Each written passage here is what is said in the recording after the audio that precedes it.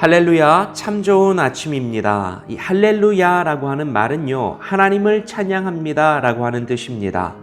오늘도 내 삶을 통해서 주님이 영광 받으실 수 있으면 좋겠습니다. 말씀으로 하루를 엽시다. 요즘을 살아가는 우리는 참 혼란스럽습니다. 각종 방송 미디어, 뉴스, 신문 등등에 서로 다른 기사와 검증되지 않은 소식들이 가득하기 때문입니다. 한쪽에서는 이게 맞다고 말하고요. 반대쪽에서는 전혀 다른 이야기와 기사들이 쏟아집니다. 제가 이 말씀을 유튜브에 올리고 있는데요. 여러분도 유튜브를 통해서 메시지를 듣고 있고요. 이 유튜브에도 이런저런 서로 다른 기사와 소식들이 가득합니다. 그러니까 우선 말해놓고 나중에 그렇지 않다고 밝혀지면 아님 말고 이런 식입니다. 말 그대로 혀들의 전쟁, 말들의 전쟁이라고 할 수 있어요. 우리가 관심을 가지지 않으면 고요한 듯 보이지만 이게 한번 관심을 갖기 시작하면 아주 난리도 아닙니다. 전쟁입니다. 우리 좀 확인하고 말하면 좋겠습니다. 그리고 검증되지 않은 내용을 가지고 너무 싸우고 우기고 하지 않았으면 좋겠습니다. 내가 옳다고 말하는 순간에 너는 나쁜 놈이 되고 양쪽에서 다 그러다 보니까 우리 모두가 다 나쁜 놈이 되어버렸습니다. 정치적인 발언을 하는 건 아니고요. 그냥 좀 싸우지 않았으면 좋겠다라는 생각을 해보는 거죠. 야고보서 3장 7절에서 12절 말씀입니다. 여러 종류의 짐승과 새와 벌레와 바다의 생물은 다 사람이 길들일 수 있고 길들여 왔거니와 혀는 능히 길들일 사람이 없나니 쉬지 아니하는 악이요 죽이는 독이 가득한 것이라. 이것으로 우리가 주 아버지를 찬송하고 또 이것으로 하나님의 형상대로 지음을 받은 사람을 저주하나니 한 입에서 찬송과 저주가 나오는도다. 내 형제들아 이것이 마땅하지 아니하니라. 샘이 한 구멍으로 어찌 단물과 쓴물을 내겠느냐. 내 형제들아 어찌 무화과 나무가 감람 열매를 포도나무가 무화과를 맺겠느냐. 이와 같이 짠물이 단물을 내지 못하느니라. 여러분, 야고보는 계속해서 신앙인의 행함에 관한 말씀을 주고 있어요. 그 중에서도 행함 중에 행함은 역시 혀를 어떻게 사용하는지에 달려 있습니다. 그래서 배에 방향키가 있는 것처럼 우리들의 인생에는 혀가 있다 이렇게 말하죠. 말에 의해서 우리들의 인생은 달라지기 때문입니다. 어제 그런 말씀을 함께 나누었습니다. 그래서 우리는 이 혀를 잘 다스리고 훈련하고 갈고 닦아서 우리들의 삶을 보다 멋진 방향으로 이끌고 만들어가야 할 것입니다. 그런데 오늘 말씀은 혀를 다스리는 게 불가능하다고 말하고 있네요. 하나님은 인간에게 땅의 모든 것을 다스리고 정복하라고 말씀하셨습니다. 실제로 사람은 그 역할들을 감당해 왔습니다. 그런데 길들일 수 없는 것이 있으니 그것이 바로 우리들의 말입니다. 어떻게 하면 우리의 언어가 고급스럽고 또 아름다워질 수 있을까요? 교육을 많이 받고 잘 배우면 우리들의 입술이 달라질 수 있을까요? 여러분, 야고보가 말하는 것은 언어 습관을 말하는 것이 아닙니다. 어떻게 말을 다듬어 갈 것인가 거기에 집중하고 있지 않다는 거예요. 많이 배워서 우아하고 고상한 말을 사용하는 것, 그것이 중요하다는 말을 하는 것이 아니라는 겁니다. 야고보가 말하는 혀는 이 사람의 말이라고 하는 것은요, 하나님의 말씀, 그러니까 신비한 비밀인 구원에 이르는 도, 그것을 지칭하는 거죠.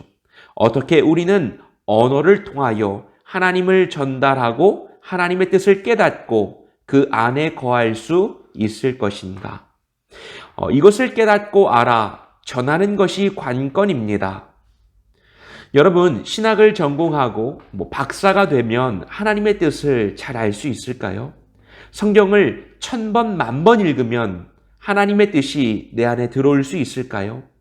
혹은 산에 올라가서 특별한 기도 체험, 신비한 체험을 하면 우리는 하나님을 알 수 있습니까? 야고보는 그 어떤 것으로도 하나님을 알 수 없다고 말합니다. 그것을 표현할 수 없어요. 문제는 야고보가 우리의 힘으로 그것을 할 수 없다고만 말하고 그래서 어떻게 해야 되는지 how to에 대해서는 말해주지 않고 있다는 거죠. 왜일까요? 그건 우리가 아무리 노력한다고 해서 가능한 일이 아니기 때문입니다. 그러니까 그냥 포기해라. 애당초 하나님을 알려고 하지 말고 하나님을 전하려고 하지 말고 하나님의 뜻을 사람들에게 말할 수 있다고 생각하지 말아라. 포기하도록 하는 것이 야고보의 작전입니다. 사람은 스스로 아무것도 말할 수 없다는 거예요. 여러분, 사람은 언제나 자기 자신이 주체가 되어서 결과를 만들고 싶어하는 욕심을 가져왔습니다. 그러다 보면 조금 무리할 때도 있고요. 편법을 동원하기도 하고 이상한 행동들을 하기도 합니다. 다 결과를 향한 욕심 때문에 벌어지는 일들이죠. 그러면서 내가 뭔가를 이루어내겠다는 야무진 열망을 가지고 살아갑니다. 구원을 얻는 것도 사람이 방법만 알게 되면 자기 힘으로 한번 해보겠다고 아마 달려들 거예요. 실제로 아담과 하와의 타락, 그리고 바벨탑 이야기, 또 훌쩍 넘어와서 바리새인과 율법 학자들의 관점이 이런 거였죠. 자신의 힘과 능력으로 무엇인가를 해보겠다. 그런데 한번 생각해 보세요. 만일 사람이 영생에 이르는 방법을 터득해서 그 힘으로 천국에 갈 수 있다고 한다면 그 영생은 하나님의 선물, 하나님의 구원의 계획이 아니라 내가 수고하고 거기에 대한 대가로 보상을 받게 되는 거죠. 그래서 야고보서뿐만 아니라 성경은 어쩌면 인간에 대한 비관적인 관점을 가지고 있는지 모르겠습니다. 넌 해도 안 된다라고 하는 것이 성경의 관점입니다. 사람이 아무리 노력한다고 해서 얻을 수 있는 것이 아니라고 한다면 그것은 하나님을 통해서만 우리들에게 임해야 합니다. 사람이 스스로 얻을 수 없다고 한다면 그것은 하나님의 선물로만 우리들에게 주어진다는 거예요. 내 형제들아, 어찌 무화과 나무가 감람 열매를, 포도나무가 무화과를 맺겠느냐? 이와 같이 짠물이 단물을 내지 못하느니라. 야고보는 혀를 통해서 사람의 근원을 설명하고 있습니다. 무화과 나무는 무화과 열매를 맺습니다. 그게 무화과 나무의 본질을 설명해 주는 말이에요. 포도나무는요, 포도 열매를 맺습니다. 당연한 귀결입니다. 하나님의 자녀는 하나님의 열매를 맺어야 합니다. 그렇게 지은 바 되었습니다.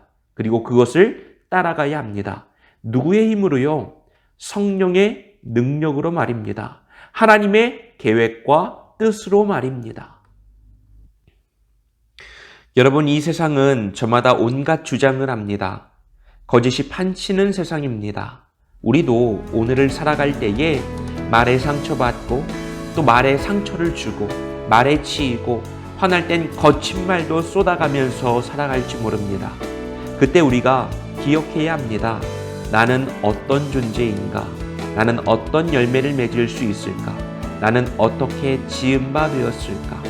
나는 하나님의 자녀로서 선한 열매를 맺어가고 있는가? 거짓이 판치는 세상에서 내 중심은 어떻게 지켜나갈 수 있을 것인가? 그것을 하나님께 한번 물어볼 수 있으면 좋겠습니다. 우리 함께 기도합시다. 주님, 우리를 헷갈리게 하고 온갖 거짓과 다툼과 비방이 판치는 이 땅에서의 삶입니다. 이 속에서 우리는 어떻게 하나님의 자녀로 살아갈 수 있습니까? 성령님의 지혜와 능력이 필요합니다. 오늘도 나의 중심을 지키게 하시고 주님의 자녀다운 선하고 아름다운 생명을 살리는 자들로 내가 살아가기 원합니다. 나를 붙들어 주옵소서. 기도합시다.